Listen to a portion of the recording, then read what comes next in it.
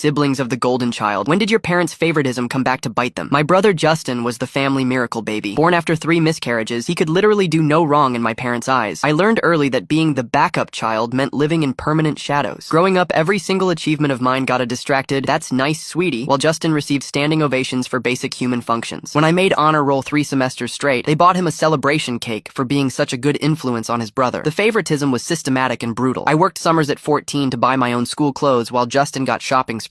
I paid for my own driving lessons while he got a BMW for his 16th birthday. When I asked why, Dad would shrug and say, "Justin has more potential." The breaking point came senior year. I got accepted to MIT with a partial scholarship for computer science. Same afternoon, Justin got suspended for cheating on his SATs for the 2nd time. Guess which event dominated dinner conversation? They flat out refused to help with my remaining tuition. Mom actually said college wasn't for everyone, and maybe I should find a nice trade like plumbing. This while they simultaneously hired Justin, a 200 per hour private tutor, and promised him a brand new Mustang if he managed to graduate high school. I was devastated, but not surprised. So I made the hardest decision of my teenage life and joined the military the day after graduation. Spent 4 years in the Air Force learning cybersecurity, while Justin burned through community colleges like tissues. I earned my bachelor's degree through night classes on base, then my master's online while deployed. Meanwhile, Justin barely scraped by with a 2-year degree in business management that Dad basically bought for him. After discharge, I landed a cybersecurity job with a defense contractor. Within 3 years, I was making 6 figures working remotely from a lake house I bought with cash. Justin was 25, still living at home, bouncing between Dad's failing construction company and Mom's couch. I kept minimal contact, showing up for mandatory holidays where they'd lecture me about supporting family, while Justin played video games upstairs. They'd brag about his entrepreneurial spirit, code for his latest get-rich-quick scheme that they'd inevitably fund. Then came the call that changed everything. Mom, sobbing hysterically at 2 a.m., "Honey, we need your help. Something terrible has happened." Justin had been managing their finances for 2 years. What started as him helping with online banking had become complete financial control. Their retirement account that Dad had built over 30 years, completely drained. The house they'd owned outright now carried a massive second mortgage. Dad's construction business. Bankruptcy papers filed that morning. The golden child had been systematically bleeding them dry for months. Credit cards maxed out for his lifestyle. Business loans taken in Dad's name for Justin's investment opportunities. Even Mom's jewelry had been pawned without her knowledge. "We might lose everything," Mom whispered through tears. "The house, the business, our entire future. Can you help us? You're the only one who's successful." I sat in my paid-off lake house looking at my investment portfolio and felt something I'd never experienced before. Complete peace with their suffering. "Remember what you told me about college?" I said calmly. "That it wasn't for everyone and I should find a nice trade? That was different." "No, it wasn't. You chose your golden child. Now live with the consequences." I hung up and blocked their numbers. They lost the house 3 months later. Dad's business dissolved. Justin disappeared the day before the bankruptcy hearing, leaving them with nothing but debt and the bitter taste of favoritism. Last I heard, they're renting a studio apartment and Mom's working retail at 67 years old. The miracle baby became their nightmare, and I sleep soundly every night knowing I don't owe them a single dollar of help.